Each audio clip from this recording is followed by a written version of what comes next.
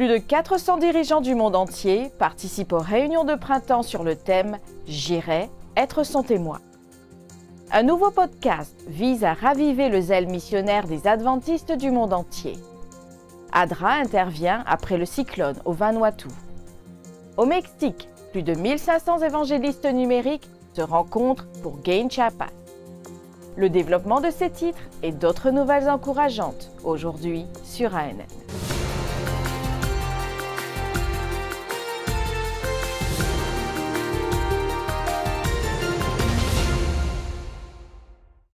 Les 10 et 11 avril, les dirigeants de l'Église adventiste mondiale se sont réunis pour les réunions de printemps 2023. Cette rencontre hybride sur le thème « J'irai être son témoin » s'est tenue au siège de la Conférence générale dans le Maryland, aux États-Unis, et a rassemblé plus de 400 participants. Les membres du comité exécutif de la Conférence générale, les invités qui travaillent au siège de la Conférence générale, les responsables des divisions et ceux des unions rattachées ont assisté en présentiel, tandis que les autres membres du comité et les invités y ont assisté virtuellement. Au cours de cette rencontre, les dirigeants ont discuté de questions critiques liées à l'administration de l'Église mondiale. Cet événement de 2 jours est la 3e plus grande réunion administrative pour les dirigeants adventistes mondiaux après les sessions quinquennales de la Conférence générale et les conciles annuels en octobre. Pour suivre les faits marquants et les exposés des réunions de printemps 2023, rendez-vous sur notre chaîne YouTube à youtube.com/Adventist News Network. En 1874, l'Église adventiste du 7e jour a envoyé John Nevis Andrews comme missionnaire en Europe, le premier missionnaire officiel envoyé en dehors des États-Unis par la dénomination. Pour commémorer les 150 ans de la mission adventiste en 2024, le siège de l'Église mondiale adventiste a lancé le podcast Mission 150. Sam Neves, directeur associé de la communication de l'Église mondiale adventiste, et David Trim, directeur des archives, également au niveau de l'Église mondiale, présente cette nouvelle rubrique hebdomadaire.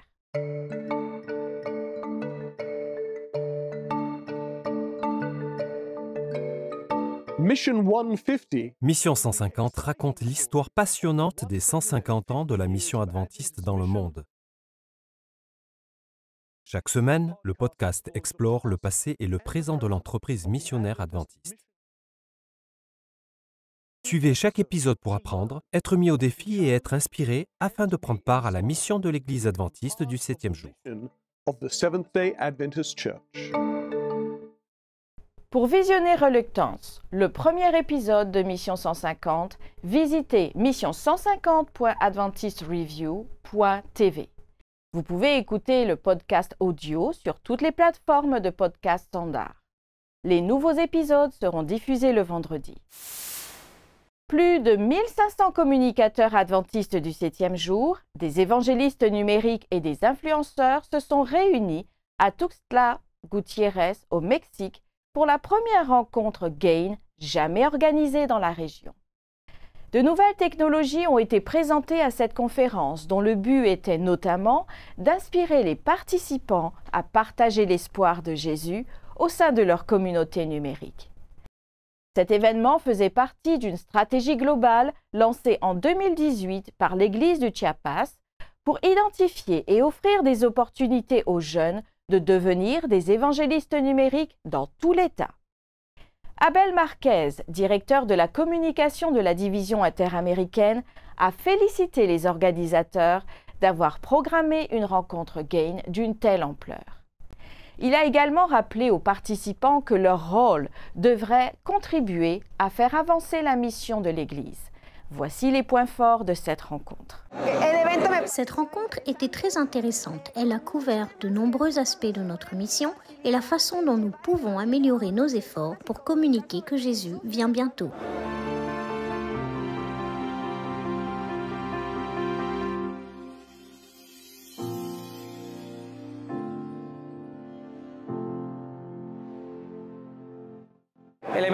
Cette rencontre était excellente. Nous avons beaucoup appris. J'ai hâte de voir ce magnifique groupe de 1500 jeunes aller et prêcher l'Évangile dans les régions d'où ils viennent. En cada uno de sus lugares de origen.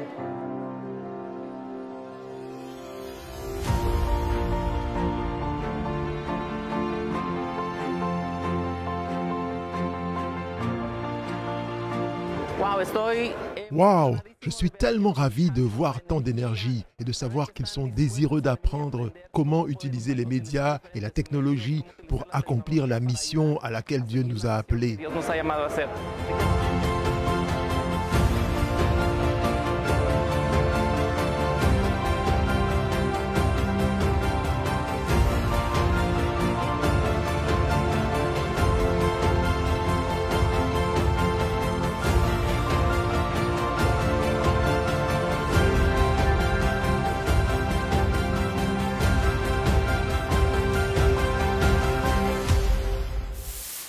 Dans un monde bruyant et agité, comment discerner la voix de Dieu? C'est exactement ce qu'un groupe de femmes adventistes de toute l'Albanie a exploré au cours d'une retraite spirituelle très spéciale.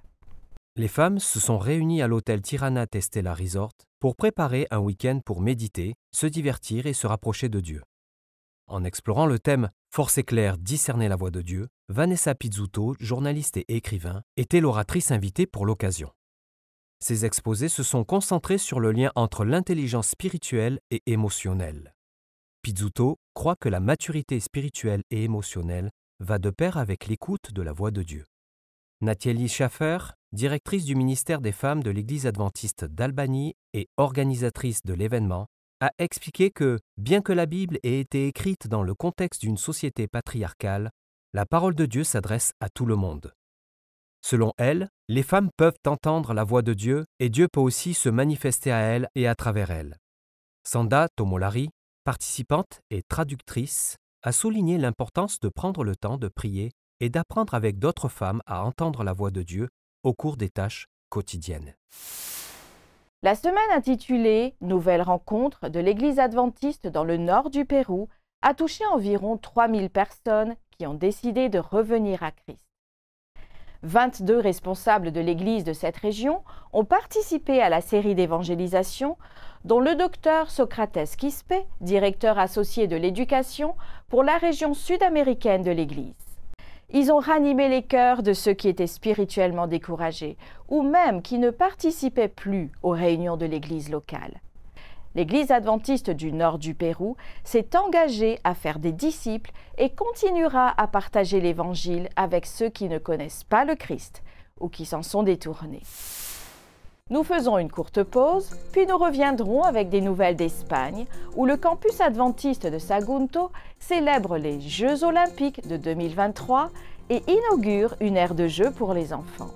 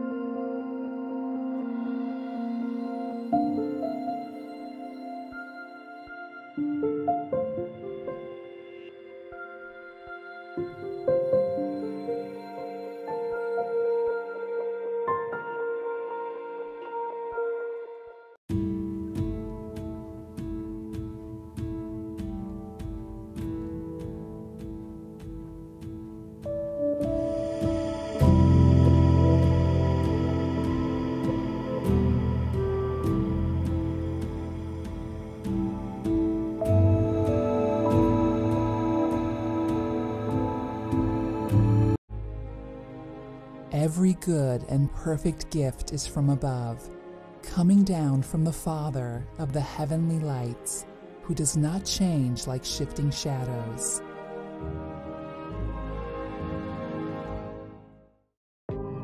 Why is there evil in the world? Are Christians hypocrites? Is the Bible a fairy tale? Does Jesus love everyone?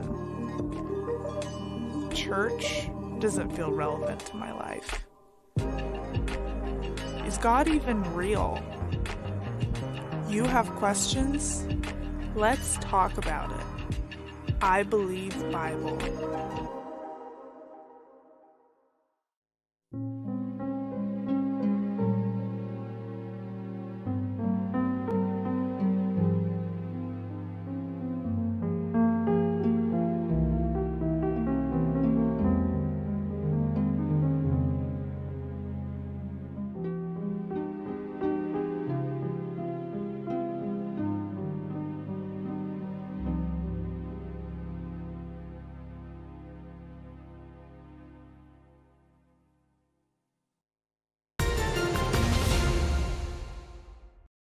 Deux grands événements ont été célébrés au campus adventiste de Sagunto, aussi appelé CAS.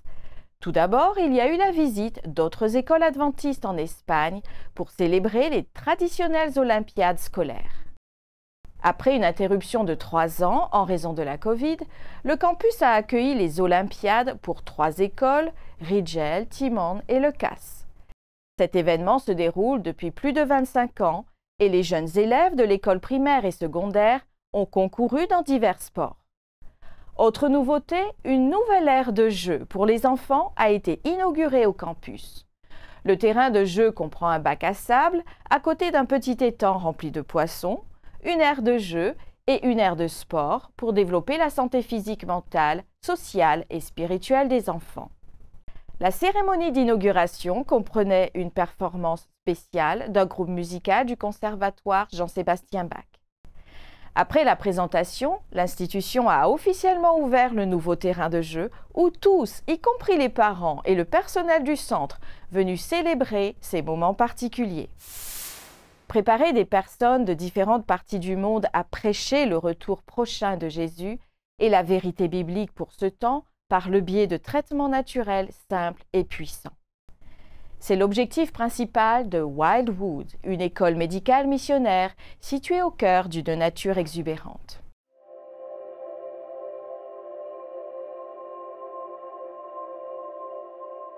Wildwood est un centre de formation médicale missionnaire pour les étudiants qui, nous l'espérons, feront le tour du monde. Nous formons au ministère de la Santé, mais ces gens sont aussi formés à voyager dans le monde afin de démarrer ces ministères ailleurs. Nous sommes aussi très impliqués localement grâce à notre clinique, notre centre de vie, notre magasin d'alimentation naturelle et notre ferme biologique. Nous sommes donc très présents sur place et nous partageons avec le monde cette vision pour la mise en place de ministères similaires. Le but principal de ce type de travail est de préparer un peuple à la seconde venue du Seigneur. Pour ce faire, nous les aidons sur le plan de la santé, car ils sont touchés physiquement et ce faisant, leur cœur s'ouvre à une expérience plus profonde avec Jésus. Nous croyons qu'il guérit toutes nos maladies et qu'il pardonne tous nos péchés. Grâce à ce programme, nous aidons donc les gens à réorienter leur vie et à se rapprocher du Seigneur.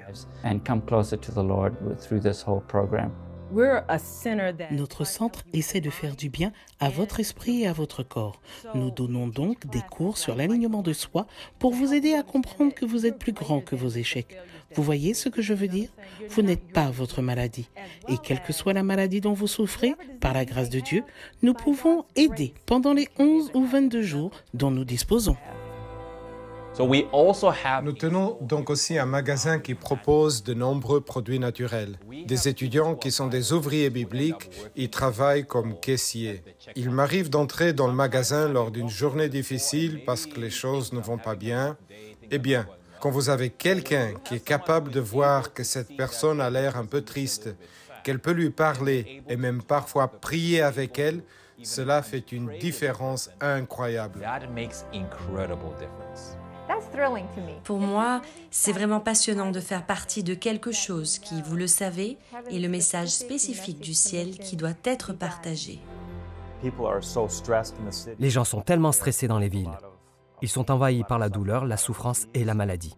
Ce centre est un sanctuaire où ils peuvent se rendre à être entourés de personnes aimantes. Tant d'individus ne sont pas aimés dans le monde. Et dans cet établissement, ils ne sont pas traités comme un numéro, mais comme une personne. On prie pour elles et elles sont entourées d'amour et de soutien. Tout cela a un impact considérable sur la vie des gens. Nous le voyons tout le temps sur le style de vie de ceux qui viennent ici et de ceux qui fréquentent le magasin. La présence de cet établissement au niveau local, mais aussi son influence auprès de ceux qui y séjournent, transforme les vies une par une.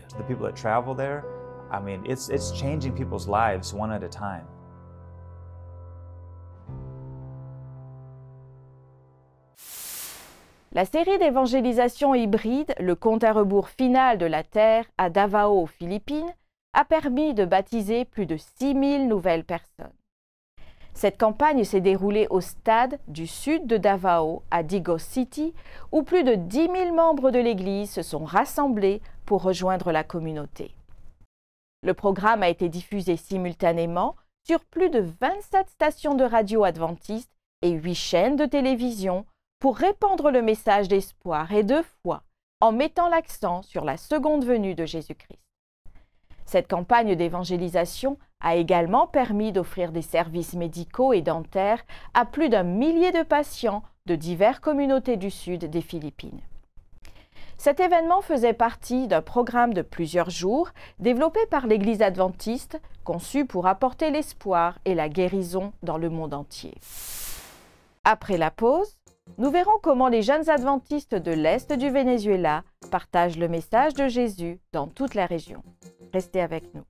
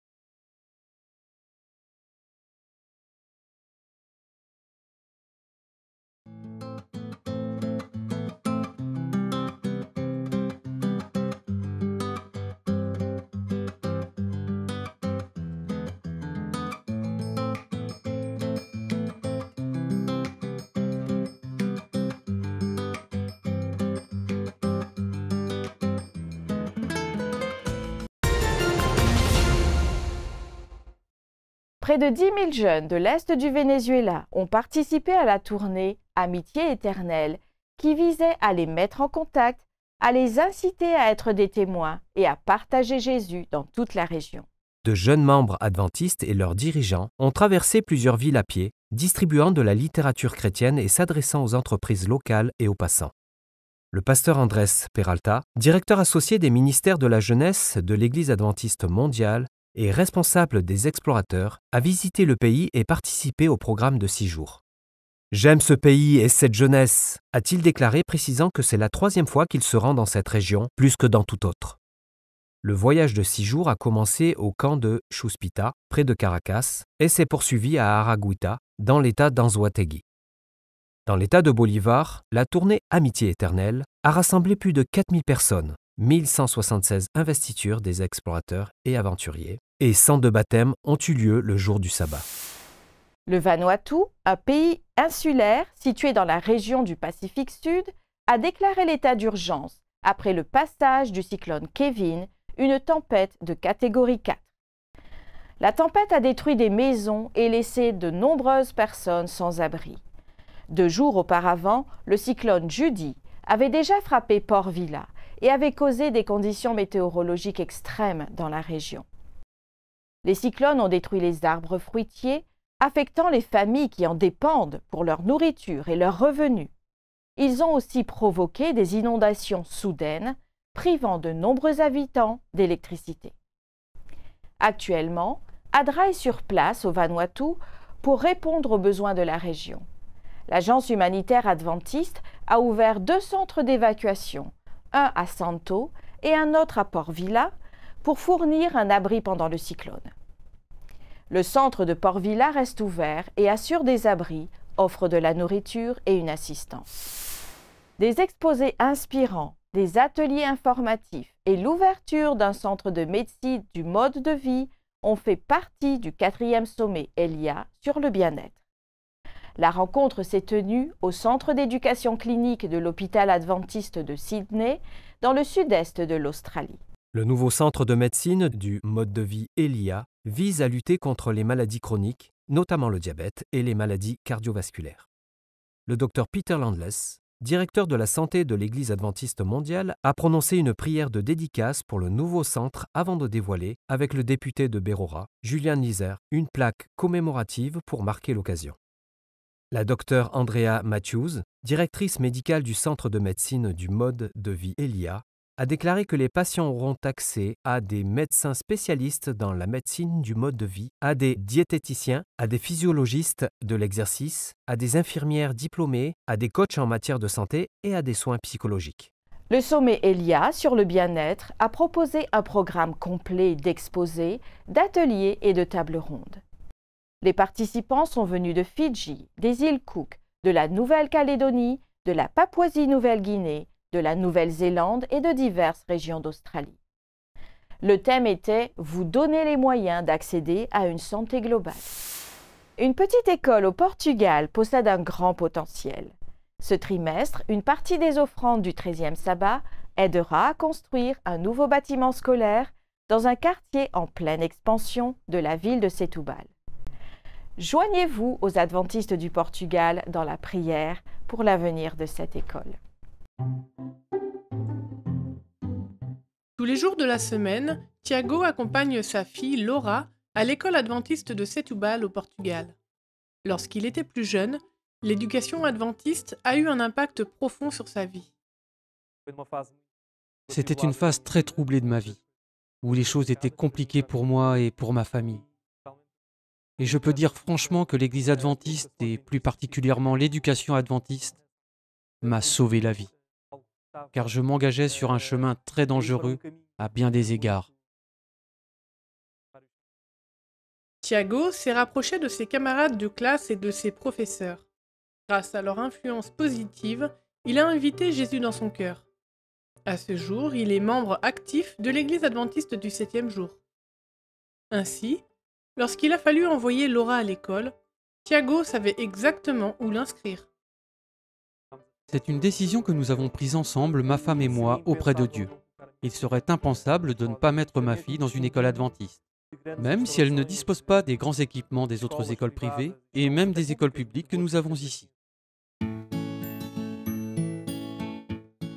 L'école adventiste de Setúbal a été ouverte en 1983. Elle est rattachée au bâtiment de l'église adventiste dans un quartier historique de la ville.